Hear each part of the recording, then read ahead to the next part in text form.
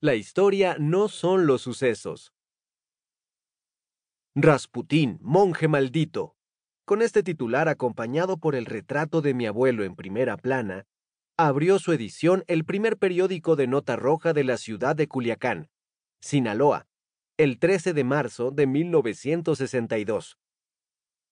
4 años antes, apenas unos días después de que el último de sus hijos cumpliera los 7 años, mi abuelo se había levantado de madrugada, se había bañado con agua helada, había desayunado los restos de la cena anterior, sin encender ninguna luz de la casa. Le gustaba recordar a mi abuela, y se había marchado, convencido de que lo hacía para siempre. 1 hora más tarde, con el sol todavía escondido tras la Sierra Madre, Carlos Monje Maquí llegaría a la cantera que por entonces regenteaba y que pertenecía al hermano de su esposa, es decir, de mi abuela, Dolores Sánchez Celis.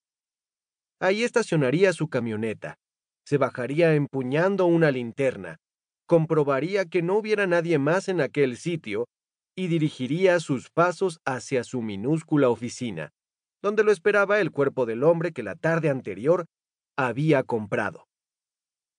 Con el cadáver echado sobre un hombro, cargándolo más como un tablón que como un bulto, Carlos Monje Maquí, quien dejaría muy pronto de usar su primer apellido, quedándose tan solo con el que heredara de su madre, volvería sin prisa hasta su vieja camioneta. Allí, embebido de coraje por no haberlo previsto, era incapaz de apartarse de la tradición de estallidos repentinos de su estirpe. Se vería obligado a hacer crujir las coyunturas y a romper no pocos huesos del occiso, cuyos despojos ya había reclamado el rigor mortis.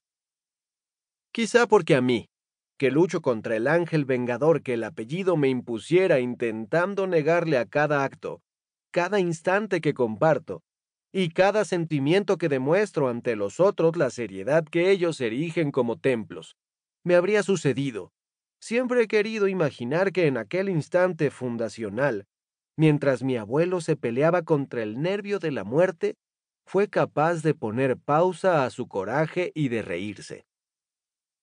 Reírse de sí mismo forzando, por ejemplo, una comparación en la que otro forzaría una consecuencia, que Carlos Monje Maquí, a punto de convertirse en otro hombre, destrozando las rodillas de un muerto cuya muerte será siempre un enigma, sonrió evocando a su abuelo, aquel carnicero que, a finales del siglo XIX, abandonó Irlanda y la familia que ahí tenía para marcharse a California. O para cambiar el escenario de sus días. ¿Cómo explicar, si no, que varias semanas después desembarcara en Sinaloa y se quedara a vivir en aquel sitio, para él hasta ese día inexistente? Peor aún, ni siquiera imaginado. Pero aunque Carlos Monje Maquí terminaría siendo un hombre de reírse a carcajadas y de hacer también reír a otros hasta el borde del desmayo, según me contarían sus compañeros del asilo en donde yo mismo habría de recoger las cosas que él atesoraba. Un frasco lleno de canicas, los retratos de media docena de mujeres, 2 mazos de tarot, un cartucho de dinamita, una bolsita llena de cenizas, un puñado de credenciales expedidas a nombres diferentes, los remedos de las 3 libretas incompletas que querrían haber sido un diario, una pelota de béisbol firmada por varios jugadores de los Astros de Houston, una caperuza de cuero diminuta, los zapatos que mi abuela calzó el día que se casaron y un frasquito lleno de piedras biliares. Carlos Monje Maquí aún no lo era. Así que no. No consigo imaginar a mi abuelo riendo al empotrar un muerto, en el que había sido su asiento, porque a pesar de que estaba emocionado, Carlos Monje Maquí se mantenía circunspecto mientras colocaba las manos del occiso en el volante.